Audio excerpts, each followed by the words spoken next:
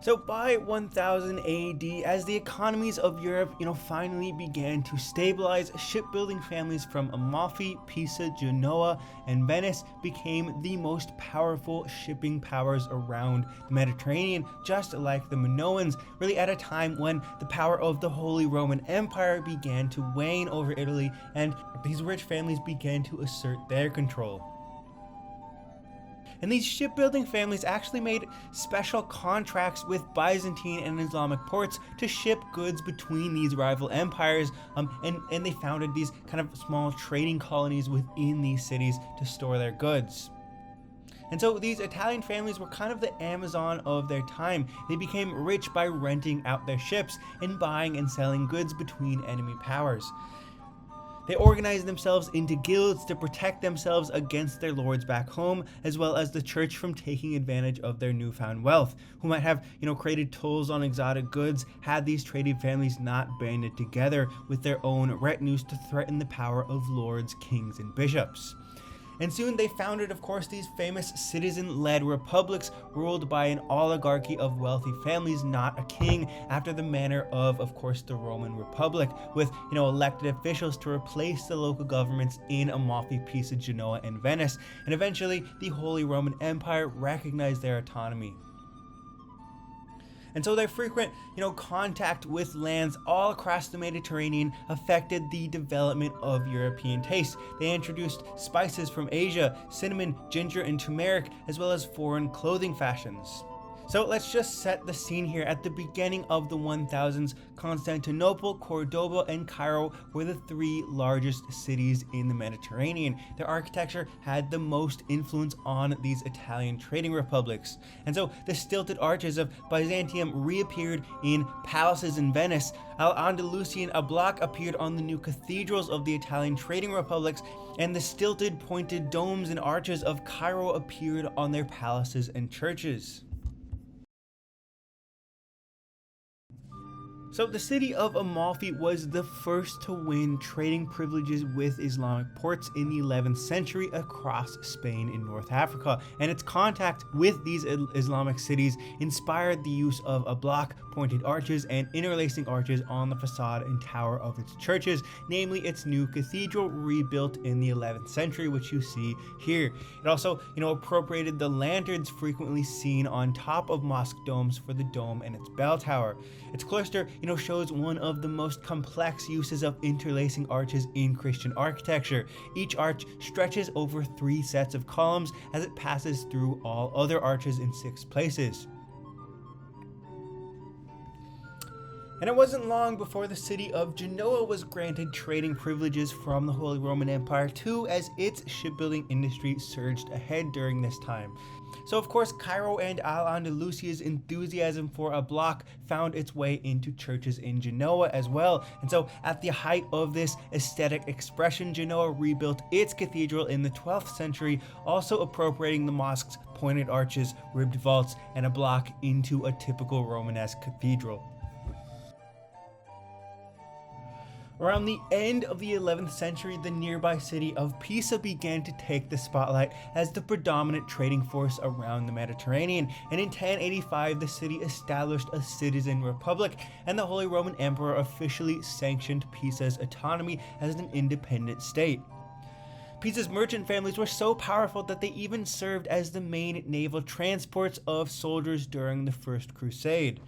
And the new wealth from this actually financed the construction of Pisa's new cathedral, baptistry, and champanelle, and it represents really the highest expression of Romanesque architecture. So they built their cathedral outside the city limits alongside the walls of the city on this kind of broad grassy field to allow them this enormous space, intending sort of in association with the Temple Mount in Jerusalem, right? This massive platform outside the city, just like the Temple Mount. And to the north, they marked out a cemetery for these merchant families, these rich merchant families, and a pilgrim's hospice to the south, anticipating, its glory as a future pilgrimage site. This is because it was to house the relics of the patron saint of Pisa and the tomb of one of the Holy Roman Emperors. And so the cemetery was built kind of like a Roman forum surrounded by colonnaded stoa on all sides. It came to be called the Campo Santo, meaning holy field, because it was built around a shipload of sacred soil taken from Golgotha, the site where Christ was crucified and brought back to Pisa from the Third Crusade in the 12th century. The granite columns used in the nave actually came as spoils from a mosque in Palermo sieged by the Pisans, and the central dome actually rose from squinches in the Muslim fashion, not pendentives as in the Christian fashion, and it came to a pointed arch with a bulb-like finial similar to Islamic domes in the Eastern Mediterranean. Pisa was also very near to one of the world's greatest marble quarries, so the builders encased the outside facades in exclusively marble, slipping these narrow bands of dark gray stone in between the thick panels of white marble to sort of mimic the oblong pattern growing in cities of business for Pisa, Cairo, and Damascus. They then gave the ground level a blind arcade, a common feature of Romanesque churches held up by uniform sunken columns, and the 4 upper level galleries on the front facade stood detached from the wall held up by columns, breaking up the monotony of the marble and recalling an ancient Roman theater. Meanwhile, sculpted waves lined the profile of the roof in homage to the city's reliance on the sea for its wealth.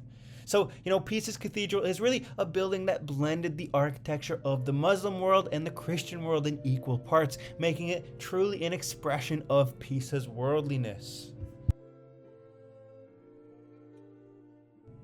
The cathedral's massive baptistry, larger than any in the world at that time, stood in axial alignment with the front door of the cathedral, reversing the traditional relationship up until now. Usually you would find baptistries behind the apse, like in Constantine's first church in Rome.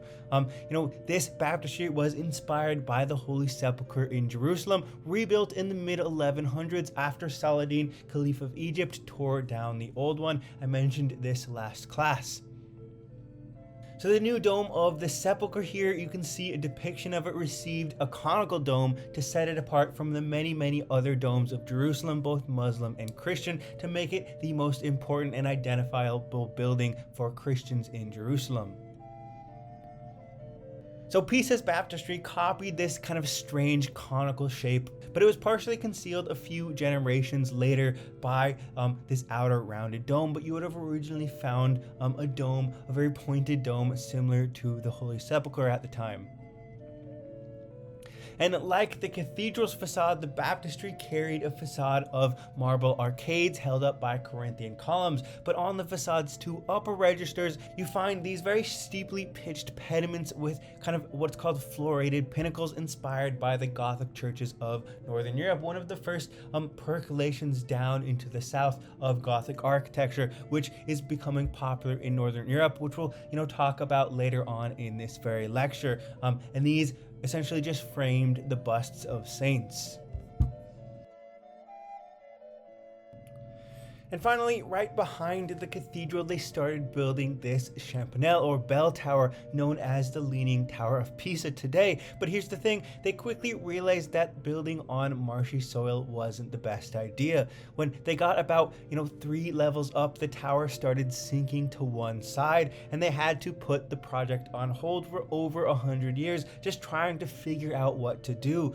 And then in 1275, another architect took over and decided to try and finish it. He tried to fix the tilt by curving the upper levels a bit to the opposite direction, but the tower still leaned. They planned to build it even taller, but after 8 levels, they had to stop.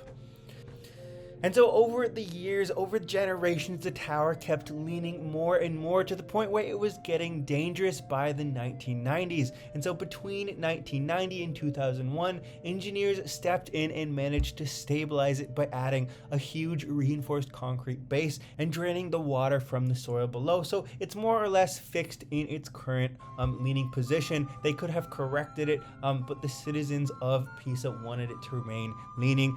This is how it's always been. So this is how it always will be, but it isn't sinking into the ground anymore, thankfully. Just at this awkward but very nostalgic angle. Pisa's greatest threat came from a new rising independent merchant power in Italy, which was the city of Florence, initially landlocked in the middle of Italy but militarily aggressive towards Pisa and the other Italian republics, with ambition to control Italy's northwestern coast and become a trading republic themselves. And so eventually they eclipsed Pisa and some of the other trading republics in the 1400s. And Florence during the 11th century pursued a unique style for its churches that soon as they eclipsed these trading republics spread across Italy. So we're going to go over a couple of them now. So San Miniato Monastery, begun in 1018, is this great representation of this, early Florentine church architecture. And so the Florentines used this alternating green and white marble panels, very much, seeking to revive the conservative decor and form of the earliest Italian churches with, their geometric marble designs, but now expanded to the front facade, almost combining a Roman temple front with a Romanesque church. And so here they essentially pioneered a very primitive form of Renaissance-era temple front churches, combining classicism with Romanesque, and you'd probably recognize this as Renaissance architecture if you stumbled upon it, but obviously you see here it's a much older tradition originating from Florence. Florence began its major cathedral and baptistry during the same years that Pisa began its cathedral, financed by Florence's rising merchant guilds, just like Pisa's were financed by their rising merchant guilds. The cathedral was later renovated heavily during the Renaissance, so we're not going to talk about it today, but the baptistry in front is still mostly in its medieval state, so we're going to talk about this today. And taking inspiration from the Pantheon in Rome, it has this oculus window at the top with walls that rose as thick hollowed out bases with aqueduct-like interiors concealing these kind of 4-meter long buttresses, all supporting this double sheltered dome. So in engineering, a lot like the Pantheon. And then the sides of the roof of the dome were clad with these white marble panels and sloped straight instead of following the curve of the dome. But inside the dome itself had this kind of pointed profile made from intersecting half segments of round arches. And it was all capped with this temple-like lantern inspired by Pisa's dome, which was of course inspired in turn by the mosques of Cairo. And inside, under the dome, the mosaics are wholly Byzantine, only adding to the worldliness that Florence wanted to express. So you can see a theme going on here. All of these trading republics want to express their worldliness through their commissioned churches and baptistries. So Byzantine mosaicists here were hired by Florentine trading families to cover the interior of the dome with golden Byzantine mosaics over the course of the 1200s and 1300s. And it's covered in this hypnotizing kaleidoscope of biblical scenes. Chief among them is the Last Judgment to, remind parishioners their souls will face eternal judgment, but also Old Testament scenes and scenes from the life of Christ.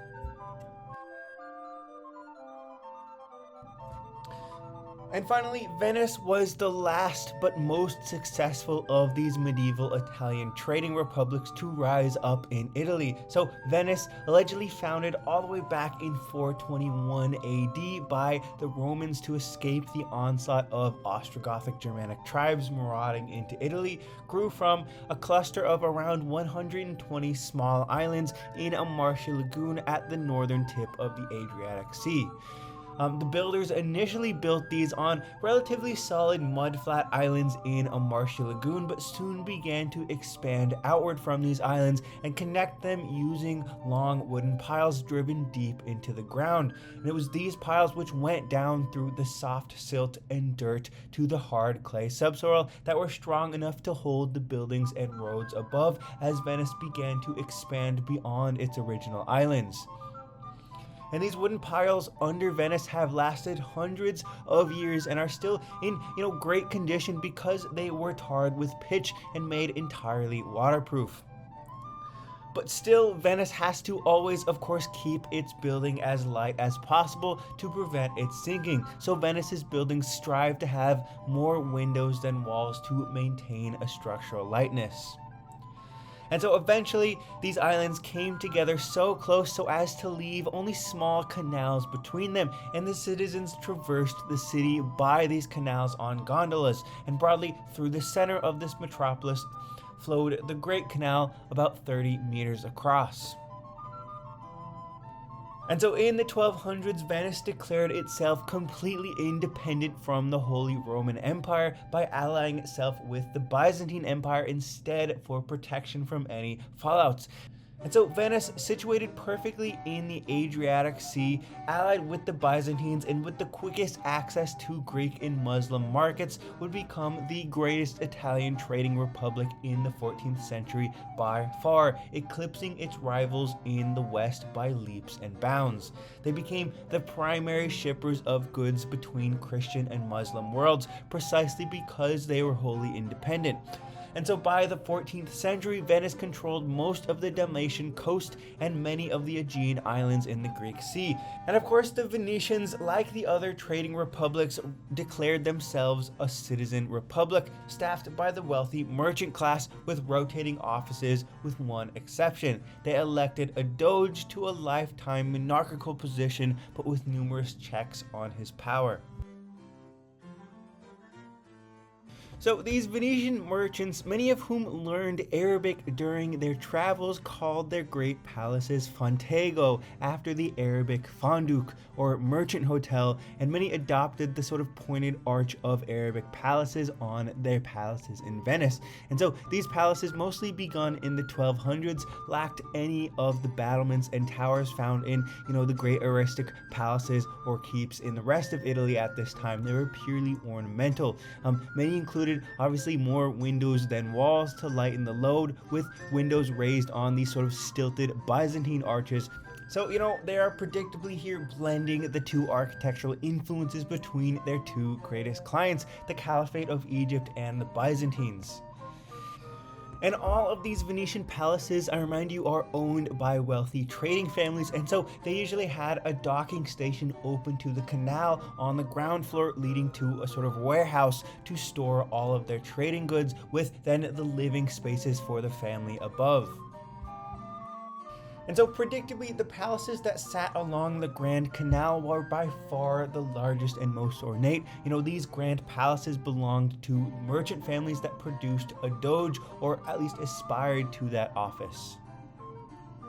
And so in these ultra-rich palaces along the Grand Canal, the pointed and lobed arches of the Islamic world combined with the decorative fenestration of Gothic Europe to create these sort of ultra-light curtain walls. The lighter you could keep your palace, the more impressive it was here.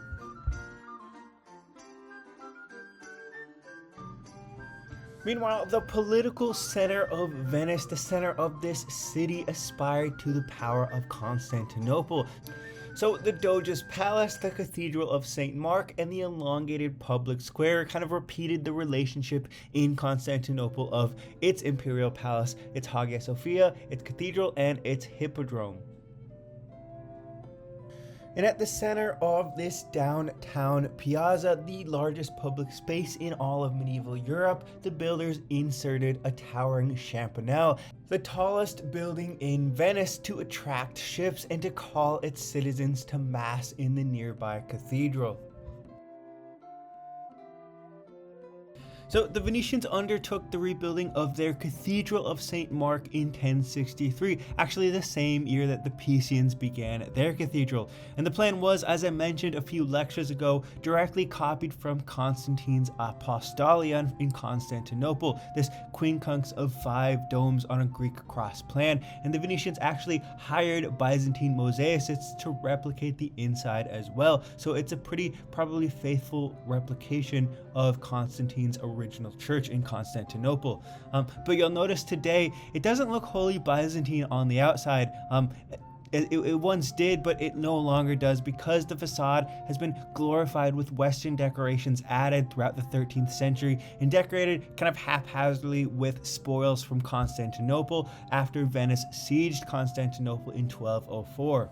So, as the story goes, in 1204, the Venetians convinced the leaders of the Fourth Crusade to invade Constantinople instead of Palestine. In short, this was because Constantinople was undergoing a major civil war between different dynasties, and there was a deposed prince who promised to help the Crusaders if they backed his army, sieged Constantinople, and put him on the throne.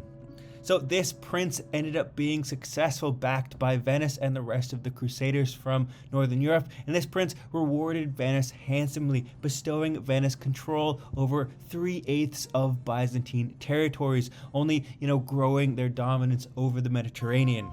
And so after this siege of Constantinople, the Venetians brought back their spoils to Venice, and this included, hundreds of ancient columns from Constantinople and 4 bronze horses decorating their hippodrome.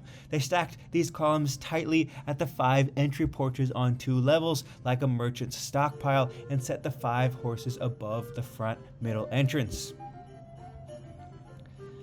And during these same years, they tripled the exterior height of the domes, adding these kind of wood frame stilted domes covered with sheets of lead over the original domes. And as you can imagine, these domes evoked the shapes of domes in Cairo with their stilted domes, underlined by crowning them in bulbous lanterns and overly ornate metal ornaments. But in this case, they are crosses.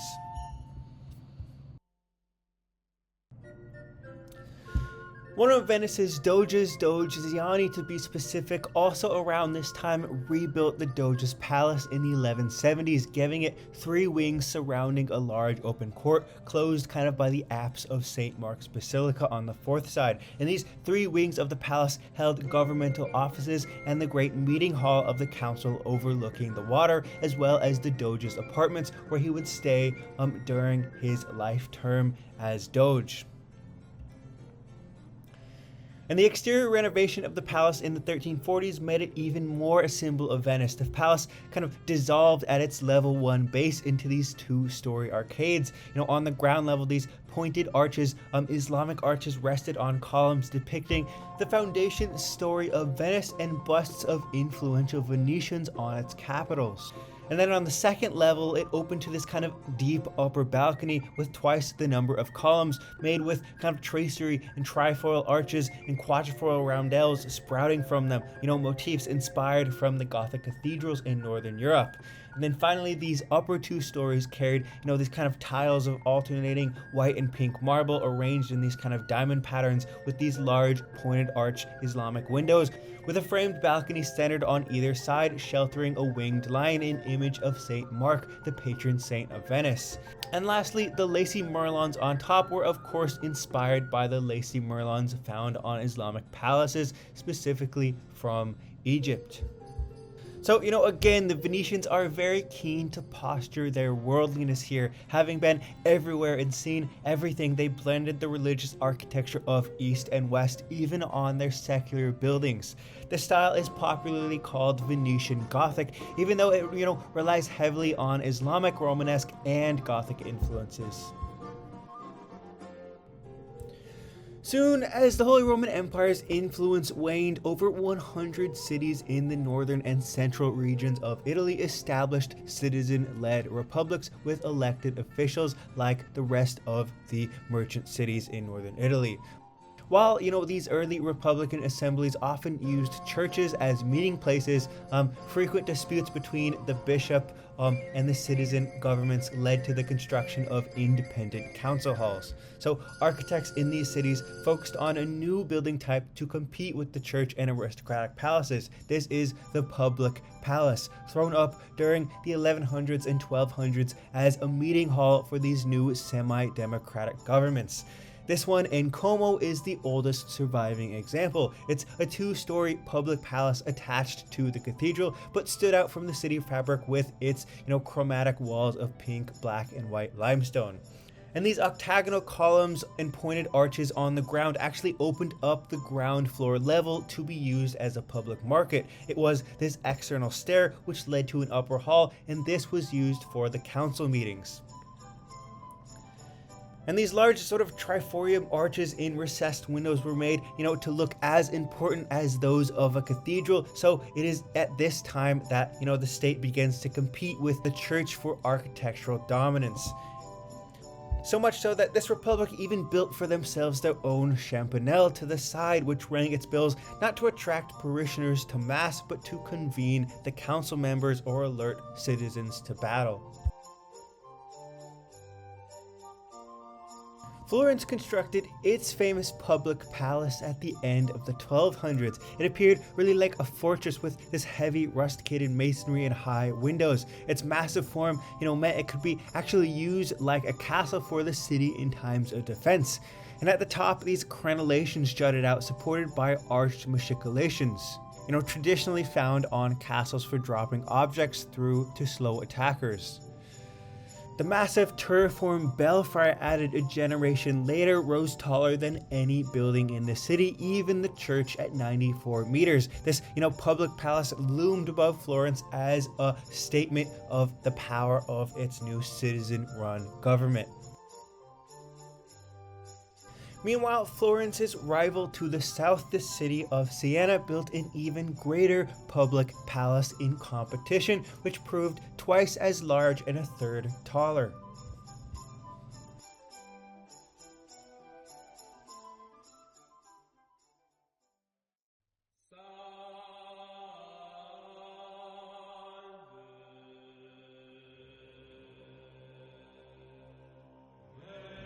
The economic stabilizing of European cities during the 1200s and 1300s and the growing power of the church gave rise to a new, almost indigenous style of architecture in Northern Europe, completely distinct from the style of the Romans. This is, of course, the Gothic style, or as it was called at the time, Opus Franciginum, meaning the style of the people of the Franks. So church designers in France called master masons began to experiment with building essentially skeletons of stone to allow for higher and higher churches and to eliminate the heaviness of the Romanesque walls and allow for more windows to bring in more interior light. And so in just a few generations, partly inspired by the ribbed vaults and pointed arches of mosques, master masons in Northern Europe greatly advanced the structure of churches using pointed arches, ribbed vaults, and of course the most important invention, flying buttresses. So the desire to build churches higher and brighter comes largely from Abbot Suger, a Benedictine abbot who wrote down his thoughts on the rebuilding of his abbey church of Saint Denis, 6 miles north of Paris. And this is what became of the abbey mausoleum of the Merovingian kings we learned about a few lectures ago. In Suger, he wanted to eliminate the overuse of painted pictures in the church and replace them largely with stained glass windows to let God decorate the space with colored light. So Suger began rebuilding the front facade of Saint Denis first in the 1130s, retaining its form as, a traditional Carolingian westwork, but inserting between the two towers what's called a rose window, a wheel-like round window of stained glass. Years later, in the apse, he took an even more drastic approach. He wanted to eliminate mass from the walls entirely and create a screen of glass to illuminate the altar, so Christ, called by Christians as the light of the world, could be ever present. So he achieved this by using these kind of ribs of stone called ribbed groin vaults on the ceiling, and countered their outward bowing, not by heavy walls beneath, but by buttresses on the outside of the church, set a distance away and cut out from the wall so that light could penetrate between them. This in turn freed up space below for very slender supporting ribs, in between which he could insert large pointed panels of stained glass decorated with biblical scenes. And against the feet of these flying buttresses, he built another wall and so created this sort of ambulatory for pilgrims to venerate the tombs of the famous kings of France held here. And so the Abbey of Saint Denis greatly influenced other French cathedrals as a result of its close relationship with the kings of France, who traditionally continued to use it as a funerary church and meeting point because of its nearby palace. And so by the end of the 1100s, more than a dozen Gothic cathedrals were underway in France as it broke officially away from the Holy Roman Empire and absorbed new territories. The designers of Leon Cathedral first consolidated Suger's concepts into a comprehensive system, creating, the first fully built from scratch Gothic church. So after some of their old Romanesque church got wrecked in a local uprising, they decided to rebuild it into something totally new and impressive in 1150. And the idea was, to create a project of unity for the town and get everyone working together on this huge project. And so by 1215, after more than half a century, they wrapped up the construction. And the design was pretty straightforward for Gothic standards. It used a basic Latin cross layout with a square-shaped apse. And in each bay of the church, then they used 6 ribbed vaults turned into tall columns on the ground floor. And these ribbed vaults were prevented from, buckling on the outside, of course, by flying buttresses. And it was, of course, these external buttresses supporting the thin ribs that allowed for huge windows bringing lots of natural light into the church. And so before moving on, just so there's no confusion, I want to go over how all the Gothic churches worked from an engineering perspective and how it differed from the Romanesque church before it.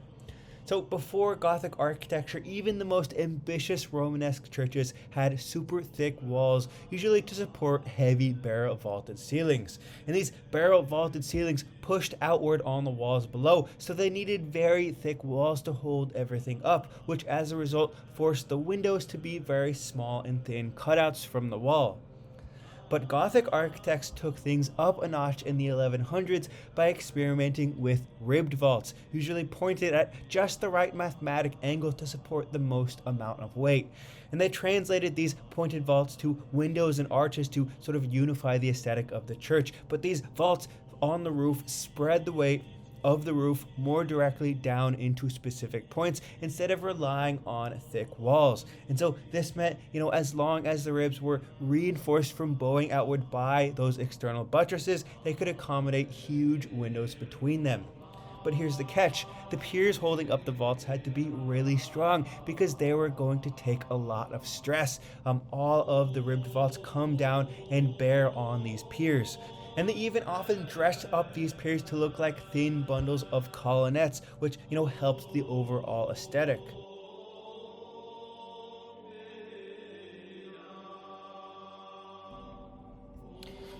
Chartres Cathedral holds a very special place in Gothic architecture, particularly as a major pilgrimage church known for housing the tunic of the Virgin Mary. And so after a devastating fire here in 1194 that destroyed half the city and left many people unemployed, the bishop of the cathedral saw an opportunity to rebuild this in the new Gothic style. It used to be a Romanesque church. And so he petitioned the King of France and the local nobility for funds to undertake a massive reconstruction project that would not, only restore the cathedral, but employ the entire town, now plunged into poverty, in rebuilding this new cathedral. And maybe you're sensing a pattern here. Entire towns were being employed to build these cathedrals. They took so long, sometimes multiple generations. So in many cases, the people starting the cathedral would never live to see it complete. But the response to this petition sent out by the bishop for funding was overwhelming, with much more funding than anticipated, allowing the bishop to plan the grandest Gothic cathedral in France at the time that would take an entire generation to complete. So the cathedral was built on the highest point in the city, absolutely dwarfing the city around it, most of which you have to imagine were very humble thatch-roofed wattle and daub houses. And for much of the Gothic period, this was the pinnacle of Gothic architecture and what the master masons strived after. Its ribbed vaults reached higher than any church at the time, even higher than the famous Cluny Abbey, which was still Romanesque. And the vaults here had to be supported by the largest buttresses ever commissioned. One of the most astounding features on this cathedral are the rose windows. They don't just look stunning, they actually showcase the coat of arms of everyone who chipped in to fund the cathedral. And in the center of it all, allegedly, are portraits of the master masons who designed the place. These guys were such legends that they were even sanctified by the Catholic Church after they passed away. Meanwhile, in the dense streets of Paris, Gothic architects designed Saint Chapelle as a reliquary for Christ's very crown of thorns, recently stolen from the Byzantines during the Last Crusade. And it stood adjacent right next to the royal palace and needed to be relatively small with minimal buttressing because it sat inside the dense streets of Paris. And the designers here attempted to reduce the mass of the walls and leave a curtain of stained glass as much as they could without flying buttresses. How did they do this? Their solution, a very foreshadowing of modern architecture, was to support the ribbed vaulting with iron tension rods. Inside, they painted the groin vaults in this kind of deep blue field of stars and gilded all of the exposed surfaces with gold leaf or painted patterns that kind of blended with the tones of the stained glass, making this absolutely hypnotizing and arresting spectacle of color most medieval minds could, barely comprehend, but definitely worthy to hold the very crown of thorns Christ wore on his head during his crucifixion. So Gothic architecture may have started in France, but it quickly spread all across Europe with the English, the Germans, the Dutch, the Spanish, the Czech, and the Portuguese, and even some Italians putting their own spin on it.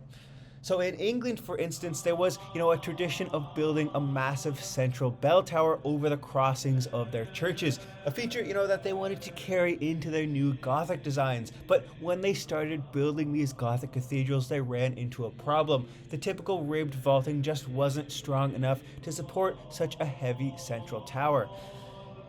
But the architects at Wells Cathedral came up with a very clever fix in the 1330s. They anticipated the stresses at the crossing and added what's called these scissor arches, these X-shaped arches with one upside down, which provided, the necessary support for the spire while keeping the crossing open, allowing light to, flow freely throughout the church.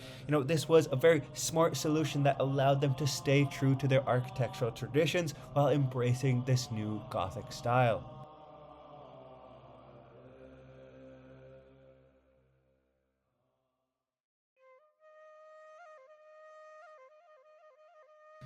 So lastly, today we're going to look at sub-Saharan Africa at the height of the medieval period, because there happened to be sort of a renaissance here in art and architecture at this time. And sub-Saharan Africa has, as I'm sure you know, the most ancient traces of human existence, yet it's the least archaeologically and textually documented area in the world. And this, at least architecturally, is because of the traditional impermanence of sub-Saharan African architecture. Their architecture must have evolved, but more often than not didn't leave traces because it was often built out of unbaked mud and torn down and rebuilt every generation. There are some very well surviving examples of permanent sub-Saharan African architecture, however, going all the way back to the time of the ancient Egyptians. So, since the 3000s BC, the Nubians in modern-day Sudan and the Kingdom of Aksum in modern-day Ethiopia had posed a serious threat and competition to the Egyptians. Their rulers built pyramids, temples, and monuments in an effort to rival their neighbors. And it's these states, among some newcomers, that again had a renaissance in the high medieval period in sub-Saharan Africa, so we're going to talk about some of them today. So during the height of Roman power, back when Constantine was still on the throne, the Kingdom of Aksum, or modern-day Ethiopia, was converted to Christianity in the 300s AD. And so Christianity first came to the Aksum Empire here when actually a Greek-speaking missionary named Frumentius converted their king Ezana. And so this made Aksum, or modern-day Ethiopia, actually the second Christian nation in the world, right after Armenia, which takes the place as the first. And so early Christian churches in Aksum typically followed this kind of central design, very similar to Byzantine churches, almost indistinguishable from them.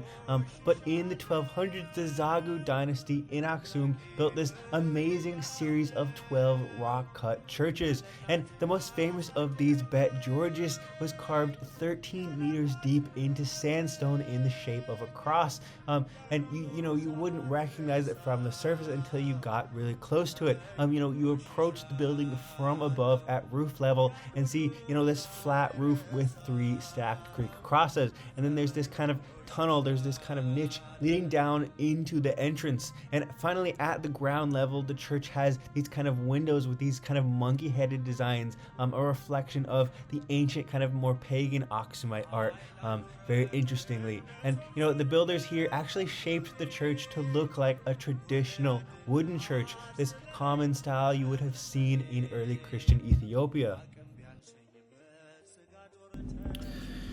Meanwhile, some of the first slave markets were percolating along Africa's eastern coast, especially after the year 1000, which led to significant urban growth in the area. And so this really began with the Kilwa, this series of so-called slave kings, these African emirs who had converted to Islam, who captured and supplied large numbers of slaves to merchants from Baghdad, trading them for, salt and spices. And so this palace is sadly one of the earliest examples of race-based slavery, and obviously we know where this went, right? But the slave-trading African emirs here built their palaces using adobe with, these kind of vaulted chambers, drawing inspiration from, the luxurious mosques and palaces of their Muslim trading partners. So this is one of the first instances we see of traditional Islamic architecture, percolating down into deep sub-Saharan Africa. And just like, say, the princely mosques of Muslim Spain, they were all arranged around these square or octagonal courts, each kind of based on status. The deeper you were allowed into the palace courts, the more intimate you were with the emir. And this, if you remember, ultimately has its origin in the Akkadian palaces of Mesopotamia. And so this place you see was especially lavish, boasting, private thermal bathhouses and a pool, obviously paid for by trading these slaves.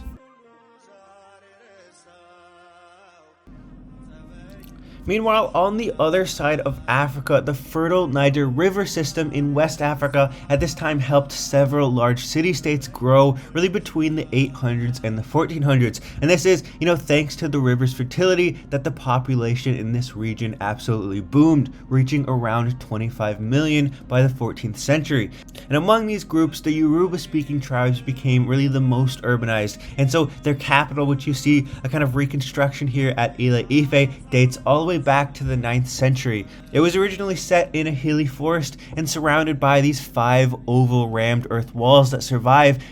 And the innermost wall surrounded this massive central palace complex organized around these square courtyards, kind of like Mesopotamian palace complexes, but built of wood for the king of Yoruba, his family, and his courtiers. Around this central core, the king's subjects lived in these kind of single-story rectangular buildings that were kind of grouped also into clusters around small courtyards, with roofs kind of sloping inward. They really will remind you of, Roman domus houses like the ones we looked at from Pompeii. So this city has been called the Pompeii of sub-Saharan Africa.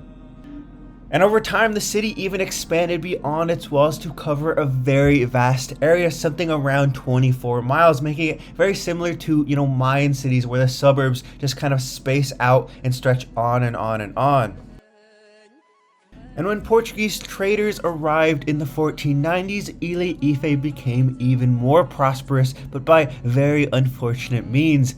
They turned their local slave trade involving captured prisoners of war into the world's most lucrative international slave export market. So between the 16th and 19th centuries, most of the 12 million slaves sent to the Americas actually came from this region.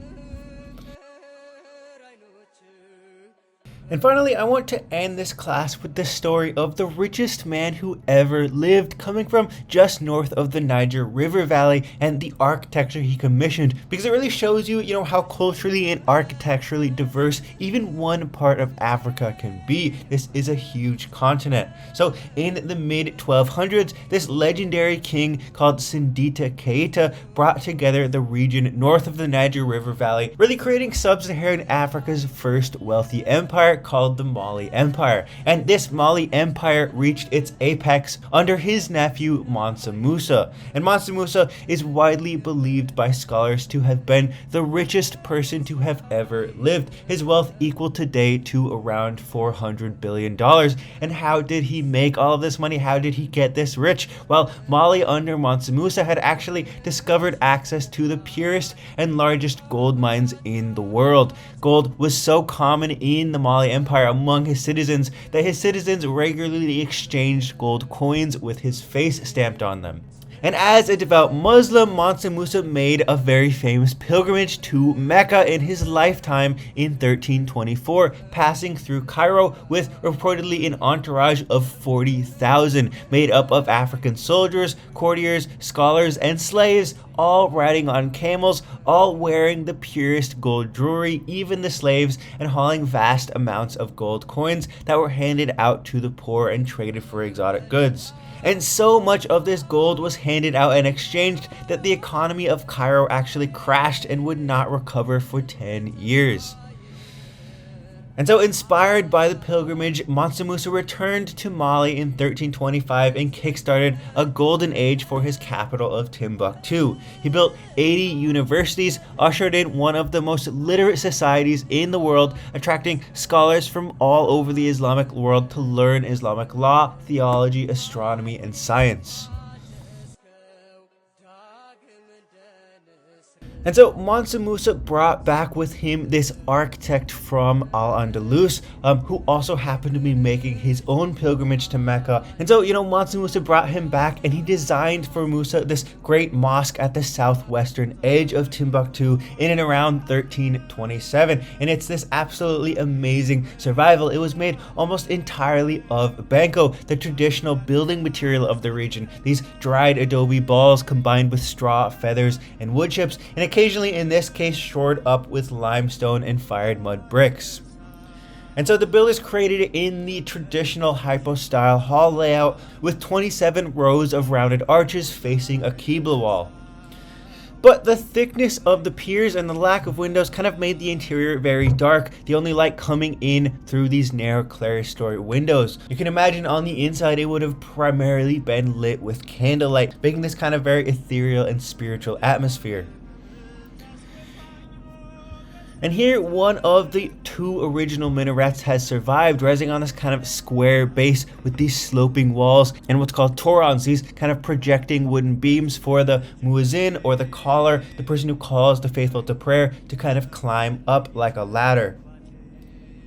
And so from Mansa Musa's example here, all of Muslim West Africa began building this style of mud banko mosque. And the cool thing about these is they are living architecture. They survive centuries, not because they're good at enduring the elements, but because they are, as it were, treated like an organism that needs care and sustenance. And what is this care and sustenance? These great mosques require replastering every single year, and this obviously relies entirely on its community volunteering to do the work, usually as part of the Ramadan festival, one of the Islamic holy days, where hundreds of families collect mud, water, and other mixtures and climb up and down the walls, replastering, shoring up, and sometimes even adding new wings. There's some amazing videos on YouTube you can watch of these types of mosques being replastered on Ramadan. And so, like the mud huts of West African villages, the mosque really belongs to a living process. It can only survive through, a continual commitment to restoration, so it needs its community to live and survive.